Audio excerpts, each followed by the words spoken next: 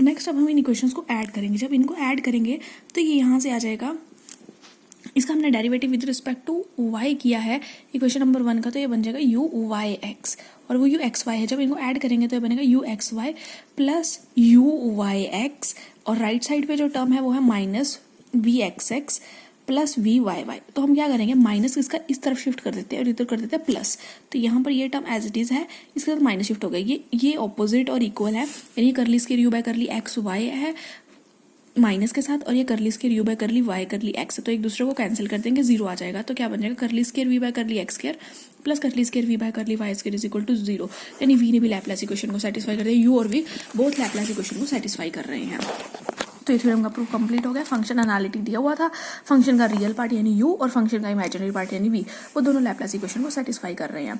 उसके बाद फिर हम डेफिनेशन करेंगे हार्मोनिक कॉन्जुगेट की। डेफिनेशन क्या होगी, हार्मोनिक कॉन्जुगेट क्या होता है। हार्मोनिक कॉन्जुगेट की डेफिनेशन हम इस तरह से देखेंगे कि अगर हम ये लिख रहे हैं v is harmonic conjugate of u, तो क्या होगा, देयरफॉर यहाँ से u से स्टार्ट करना है, therefore ux is equal to vy and uy is equal to minus vx, यानी ये वही CR इक्वेशन वाली फॉर्म ही बन जाती है। बट यहाँ ध्यान रखना है कि v is harmonic conjugate of u कब लिखना है, तो यहाँ से स्टार्ट करेंगे, ux is equal to vy and uy is equal to minus vx। अगर हम ऐसे लिख रहे हैं f is harmonic conjugate of g, तो यहाँ से g से स्टार्ट करेंगे, means gx is equal to fy and gy is equal to minus fx।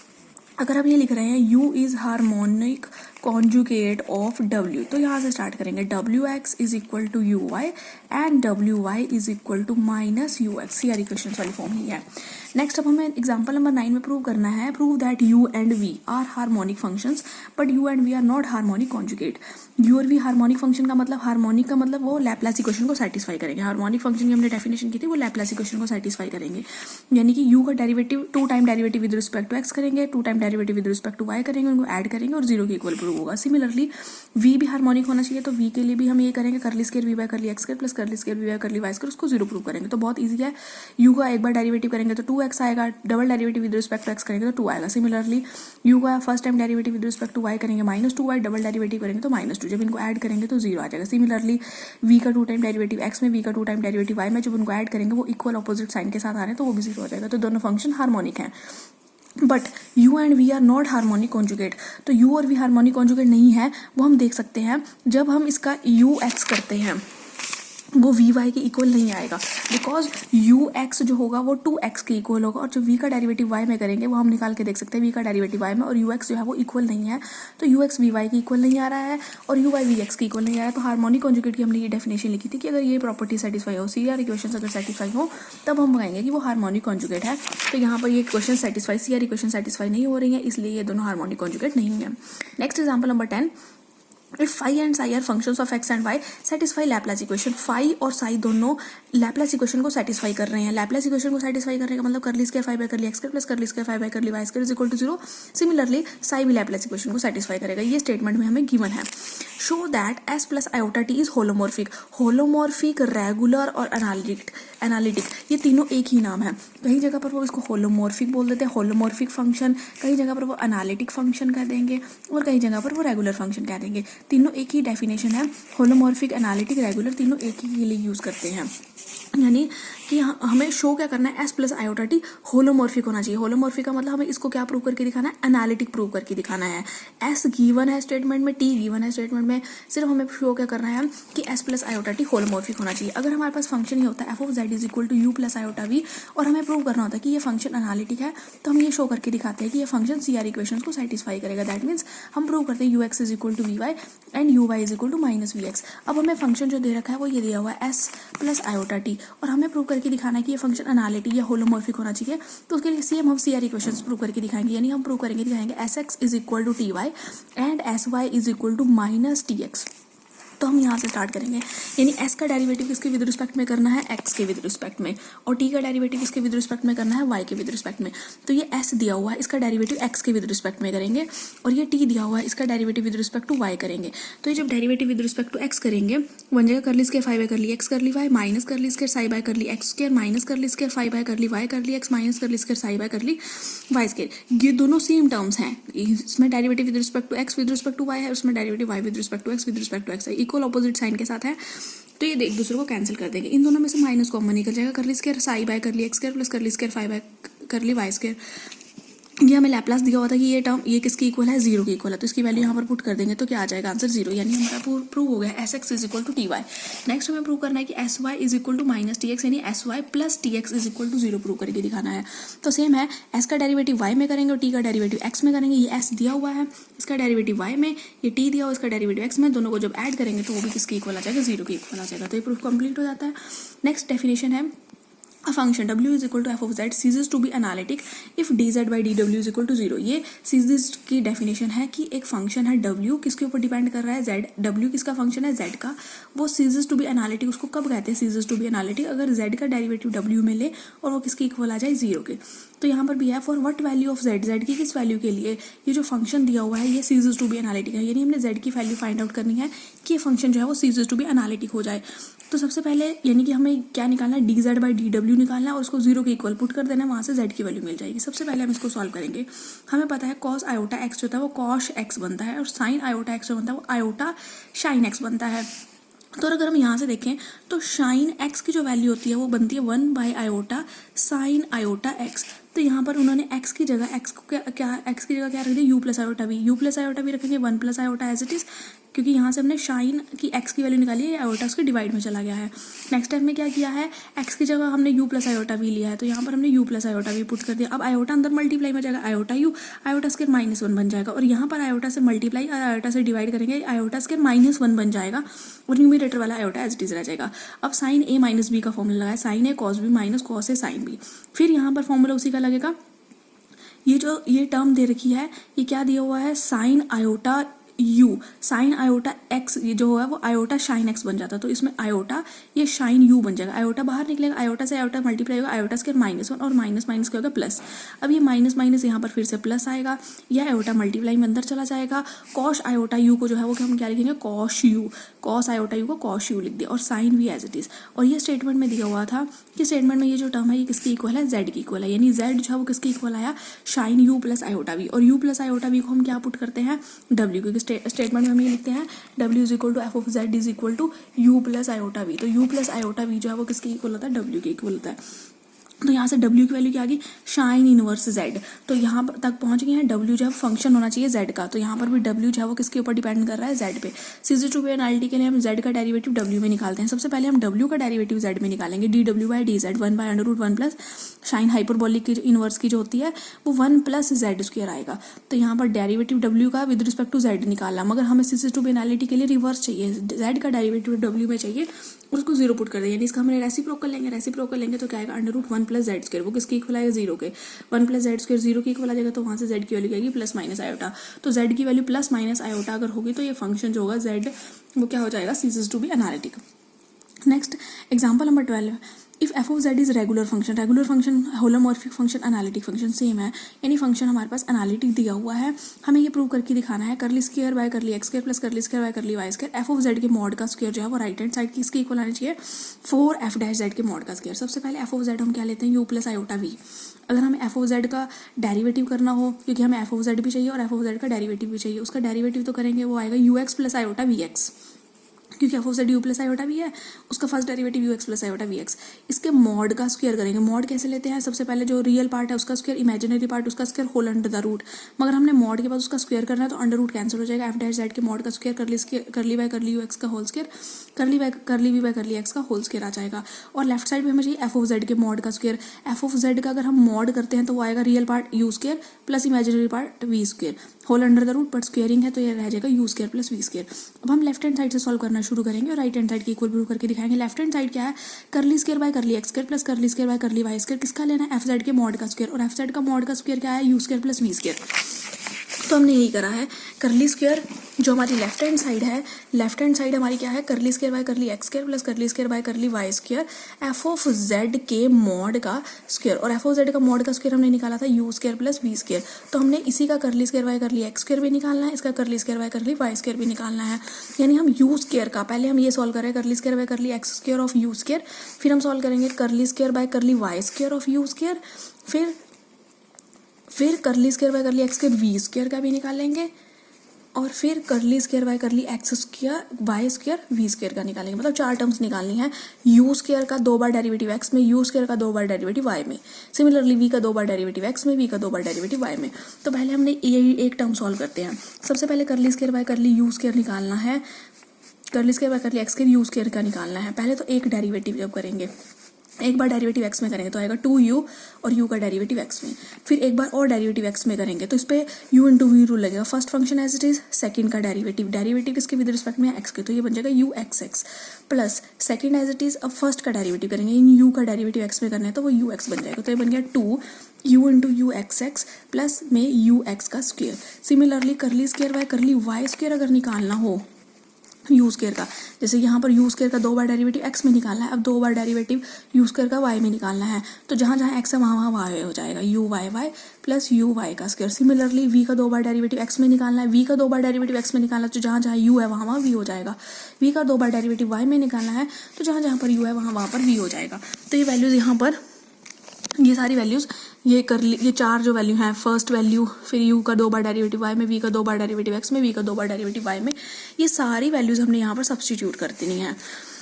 और जब इसको ये सब्स्टिट्यूट करेंगे, सबसे पहले इन्होंने क्या लिखा, यू स्क्वायर का 2 बार डेरिवेटिव एक्स में और यू स्क्वायर का 2 बार डेरिवेटिव वाई में, जो यानी ये सिर्फ पहली टर्म है यू, ये वाली, इस टर्म को अलग कर दिया, प्लस करके जो सेकंड वी स्क्वायर के साथ टर्म आएगी उसको अलग कर दिया। तो यू स्क्वायर के साथ जो टर्म है, जो फर्स्ट डेरिवेटिव हमने निकाला है, वो उसमें हमने क्या निकाला था 2, ये यू, जब इन दोनों टर्म्स को हम ऐड करेंगे तो बन गया, दोनों में से 2 तो कॉमन आ रहा है, यू एक्स का स्क्वायर प्लस यू वाई का स्क्वायर, ये एक ब्रैकेट में रखा। इन दोनों में से जो कॉमन आ रहा है वो यू कॉमन आ रहा है, curly square u by curly x plus curly square u by curly y square. अब ये टर्म 0 के इक्वल होगी। क्यों ये टर्म 0 के इक्वल होगी? क्योंकि हमें दिया हुआ है फंक्शन जो है वो कैसा है, रेगुलर फंक्शन है, यानी रेगुलर का मतलब वो फंक्शन एनालिटिक है। और हमें यहाँ पर हमने प्रूव किया था अगर फंक्शन एनालिटिक हो तो उसका रियल और इमेजिनरी पार्ट लैपलेस इक्वेशन को सेटिस्फाई करते हैं। तो ये लैपलेस इक्वेशन है, यानी ये यू लैपलेस इक्वेशन को सेटिस्फाई करेगा, ये टर्म क्या आ जाएगी 0। तो डेल स्क्वायर यू स्क्वायर इसके इक्वल आया। ये यू एक्स का स्क्वायर प्लस यू वाई का जो स्क्वायर था, ये जो हमारी वैल्यू थी यू एक्स का स्क्वायर प्लस यू वाई का स्क्वायर, ये क्या था, एफ डैश जेड के मॉड का स्क्वायर। तो इसको पुट कर दिया है, ये टर्म बन गया एफ डैश जेड के मॉड का square. Similarly del square v square का निकाला तो वो भी यही सेम टर्म आएगी। फिर दोनों को ऐड किया, क्योंकि हमने जो सॉल्व करना था वो यही लेफ्ट हैंड साइड में हमने यही सॉल्व करना था। ये डेल स्क्वायर है, डेल स्क्वायर एफ जेड के मॉड का स्क्वायर। तो डेल स्क्वायर एफ जेड का मॉड का स्क्वायर जो था वो क्या था, u square plus v square. हमने यही सॉल्व करना था लेफ्ट हैंड साइड। तो वो क्या आ जाएगी, जब इनको हम ऐड करेंगे वो क्या बन जाएगा, 2 प्लस 2 टाइम्स ये है, 2 टाइम्स ये है, तो ये बन जाएगा, ऐड करेंगे तो 4 टाइम्स बन जाएगा। तो हमारी राइट हैंड साइड आ गई है। लेफ्ट साइड ये डेल स्क्वायर वही पे ना, curly square by curly x square plus curly square by curly y square, और जो ये टर्म है ये एफ जेड के मॉड का स्क्वायर है। तो ये इसके इक्वल प्रूव हो जाता है। Next example number 13, show that a holomorphic harmonic function u satisfies the differential equation curly square by curly z bar is equal to 0। और सेकंड पार्ट में है अगर u रेगुलर फंक्शन है z का तो हमें ये प्रूव करके दिखाना है। First part u harmonic function है, यानी u लैपलेस इक्वेशन को सेटिस्फाई करेगा, यानी कि curly square u by curly x square plus curly square u by curly y square 0 के इक्वल होगा। और हमें ये पार्ट प्रूव करके दिखाना है। सबसे पहले u किसका फंक्शन है, x और y का। और ये कैसे आया, x is equal to z plus z bar by 2, because हम z को क्या लिख के चलते हैं, x प्लस आयोटा वाई। तो z बार किसके इक्वल होगा, x माइनस आयोटा वाई। जब हम इनको ऐड करेंगे तो z प्लस जेड बार जो होगा वो किसके इक्वल आएगा, 2x। देयरफॉर x किसके इक्वल आएगा, z plus z bar by 2। Similarly जब हम इन दोनों इक्वेशंस को सब्ट्रैक्ट करेंगे तो z माइनस जेड बार जो आएगा, सब्ट्रैक्ट करने पर x से x कैंसिल हो जाएगा और ये बन जाएगा 2 iota Y. Therefore y is equal to z minus Z bar by 2 iota. Iota से मल्टीप्लाई आयोटा से डिवाइड करेंगे तो ये आयोटा स्क्वायर -1 बन जाएगा, minus iota by 2 z minus Z bar. ये किसकी वैल्यू आ गई है, y की। तो ये वैल्यूज यही लिखी हुई है, x की ये वैल्यू लिखी हुई है और y की वैल्यू लिखी हुई है। नेक्स्ट हमने, क्योंकि हमें u का डेरिवेटिव z बार में चाहिए और u का डेरिवेटिव z में चाहिए, तो सबसे पहले हमने इस x का डेरिवेटिव z में निकाला। जब x का डेरिवेटिव z में निकाल लेंगे, क्योंकि x अब हमारे पास क्या बन चुका है, z by 2 plus z bar by 2। तो x का डेरिवेटिव अगर हम z में करेंगे तो 1/2 आएगा, x का डेरिवेटिव z बार में करेंगे तो वो भी 1/2 आएगा। सिमिलरली अगर हम y का डेरिवेटिव z में करते हैं, y का डेरिवेटिव जब z में करेंगे तो ये माइनस आयोटा बाई 2 आएगा, और y का डेरिवेटिव z बार में करेंगे तो z बार में करेंगे, यहाँ से माइनस आया, माइनस माइनस प्लस, तो ये बन जाएगा आयोटा बाई 2। ये सारे डेरिवेटिव्स निकाल के दिखाए हैं। नाउ u किसका फंक्शन है, u फंक्शन है x और y का, क्योंकि u किस किसके ऊपर डिपेंड कर रहा है, x और y पे डिपेंड कर रहा है। और आगे से ये x y जो है वो किस किसके ऊपर डिपेंड कर रहे हैं, x भी डिपेंड कर रहा है z पर और z बार पर, y भी किस पर डिपेंड कर रहा है, z और z बार पर डिपेंड कर रहा है। अब हमें करली square u by curly z बार निकालना है। तो सबसे पहले हम इसके लिए क्या सॉल्व करेंगे, करली बाय करली z, इसको लिख देंगे करली u बाय करली z बार, यानी हम u का डेरिवेटिव किस में निकालेंगे, z बार में। तो u का डेरिवेटिव हमने किस में निकालना है, z बार में। तो कैसे निकालेंगे, करली u बाय करली z बार निकालना है। तो u का डेरिवेटिव x में, फिर x का डेरिवेटिव z बार में, u का डेरिवेटिव x में, x का डेरिवेटिव z बार में, प्लस u का डेरिवेटिव y में, y का डेरिवेटिव z बार में। और ये वैल्यूज हम निकाल चुके हैं। x का डेरिवेटिव z बार में वो निकाला था 1/2, y का डेरिवेटिव z बार में वो निकाला था i/2। तो वो वैल्यूज यहाँ पुट कर देनी है और यहाँ वैल्यू पुट करने के बाद करली u बाय करली z बार आ गया है। नेक्स्ट हमें निकालना है curly square u by curly z बार। तो ये वैल्यू जो हमें सॉल्व करनी थी, जो हमें प्रूव करना है कि ये टर्म जो है वो किसकी इक्वल होगी, 0 की इक्वल होगी। करली बाय करली z बार, तो हम इसको एज इट इज रखते हैं। सबसे पहले इसको सॉल्व करेंगे, curly square u by curly z बार, इसको लिखेंगे करली बाय करली z करली u by curly z bar. Same उसको भी वैसे करना है जैसे अब हमने इसको ब्रेक किया था, करली u बाय करली z बार को ब्रेक किया था। पहले u का डेरिवेटिव x में, फिर x का डेरिवेटिव z बार में, फिर u का डेरिवेटिव y में, फिर y का डेरिवेटिव z बार में। तो सेम इसको भी ऐसे करेंगे। इसको टर्म को फिक्स कर देते हैं, ये ब्रेक करेंगे। इस पहले ये x में जो भी लिखा हुआ है, फिर x का डेरिवेटिव z में, फिर ये जो जैसे यहाँ पर ब्रेक किया था, पहले x में, फिर x का z में, फिर डेरिवेटिव y में, फिर y का डेरिवेटिव उसमें। तो सेम यहाँ पर करेंगे। अब डेरिवेटिव z में चाहिए, तो सबसे पहले ये जो टर्म है ये यहाँ पर एज इट इज आ जाएगी। पहले डेरिवेटिव x में, फिर x का डेरिवेटिव z में, फिर डेरिवेटिव y में, ब्रैकेट वाली टर्म एज इट इज आएगी, फिर y का डेरिवेटिव z में। और यहाँ वही आ जाएगा करली बाय करली z बार, करली u बाय करली z बार। और करली बाय करली z बार हम पहले निकाल चुके हैं।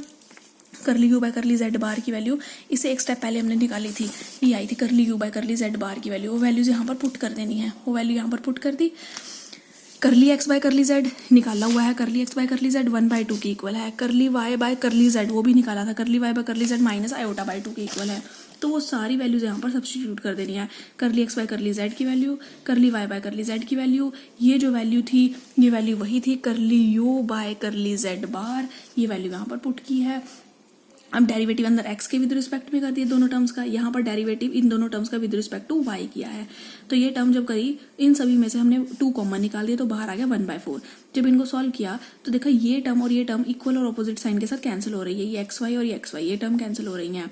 और ये हमारे पास डेल स्क्वायर u है और हमें दिया हुआ था u हार्मोनिक फंक्शन है। हार्मोनिक का मतलब वो लैप्लेस इक्वेशन को सेटिस्फाई करेगा। करली square u by curly x square plus curly square u by curly y square, ये 0 हो जाएगा।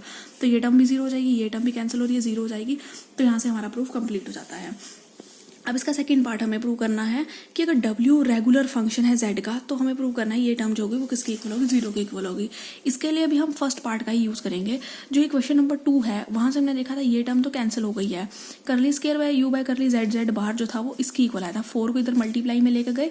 ये अभी तक हमने सिर्फ यहाँ तक लिखा है। इक्वेशन हम पार्ट 2 प्रूव करने में हम पार्ट 1 का यूज़ करेंगे, बट पार्ट 2 में हमने पार्ट 1 में तो ये गिवन था u हार्मोनिक है इसलिए ये टर्म 0 कर दी थी, बट पार्ट 2 में हमें बस कुछ ऐसा नहीं दिया होगा कि u हार्मोनिक है, इसलिए हम फ्रॉम इक्वेशन नंबर 2 लिख रहे हैं। ये टर्म कैंसिल होने के बाद सिर्फ यहाँ तक लिख दिया है। अब इसमें हम क्या करेंगे, यहाँ से अगर हम एक तरह से u सभी जगह से कैंसिल करें, u कैंसिल करने के बाद करली square by curly x square plus curly square by curly y square की वैल्यू क्या आएगी, 4 करली स्क्वायर बाय करली z बार, ये वैल्यू आ जाती है। अब हमें जो प्रूव करना है वो उसमें ये चीज़ तो सेम दिख रही है सेकेंड पार्ट में, साथ में क्या दिख रहा है, log f डैश z का मॉड। तो यहाँ पर हम साथ में क्या रख देंगे, दोनों तरफ हम क्या रखेंगे, log f डैश z का मॉड। इस साइड भी रखा log f डैश z का मॉड और राइट साइड पे भी लिखा log f डैश z का मॉड। बस इन्होंने log f डैश z का मॉड रखना था। ये जो 2 था ये एक तरह से ऐसा था, 2 यहाँ मल्टीप्लाई में था, 2 यहाँ डिवाइड किया था, 2 से मल्टीप्लाई और डिवाइड किया था। जो मल्टीप्लाई वाला 2 था वो पावर में चला गया था, बिकॉज log x अगर इस तरह से लिखा हो m log x तो बन जाता log x की पावर m। तो इन्होंने किया वही है, सिर्फ यहाँ पर ये वैल्यू एज इट इज रखी है, यहाँ log f डैश z रखा है, इसके साथ भी log f डैश z ही आया, curly square by curly z bar as it is आया, log f डैश z ही रखना था, मगर साथ में 2 से मल्टीप्लाई 2 से डिवाइड करने के बाद वो 2 न्यूमिरेटर में ले गए हैं। अब नेक्स्ट स्टेप इसका हम डेरिवेटिव करेंगे। तो पहले डेरिवेटिव कैसे करना है, लॉग एफ डैश जेड, ये जो एफ डैश जेड का मॉड स्क्वायर था, मॉड जेड स्क्वायर का फॉर्मूला था जेड जेड बार, तो इसको स्प्लिट कर दिया, ये मॉड एफ डैश जेड का स्क्वायर था, वो बन गया एफ डैश जेड और एफ डैश जेड का बार। फिर लॉग एम इंटू एन का formula log M plus log N. फिर आप derivative with respect to Z bar, पहले derivative with respect to Z बार करेंगे। इस पर जेड वाली टर्म थी इसलिए इसका डेरिवेटिव 0, इसमें जेड बार वाली टर्म थी इसलिए इसका जब डेरिवेटिव करेंगे आएगा 1 बाय एफ डैश जेड बार, और न्यूमरेटर का डेरिवेटिव तो वो डबल डेरिवेटिव हो जाएगा। अब डेरिवेटिव किसके विद रिस्पेक्ट में करना है, जेड, इसमें कोई भी जेड वाली टर्म नहीं है इसलिए इसका डेरिवेटिव क्या हो जाएगा 0। तो हमारा ये प्रूफ कंप्लीट हो गया। Curly square by curly x square plus curly square by curly y square log f dash z जो है इसका मॉड किसके इक्वल आया है 0। तो ये सेकेंड पार्ट कंप्लीट हो जाता है।